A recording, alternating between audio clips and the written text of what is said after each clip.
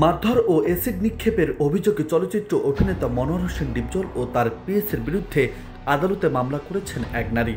মঙ্গলবার Dhaka metropolitan magistrate মাহবুব আলমের আদালতে এ মামলার আবেদন করা হয়।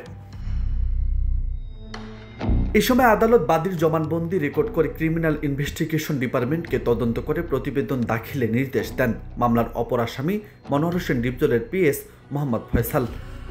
বাদীপক্ষের আইনজীবী মুজাহিদুল ইসলাম এ তথ্য নিশ্চিত করেছেন, যদিও এখনো বিস্তারিত তথ্য পাওয়া যায়নি মামলার বিষয়ে।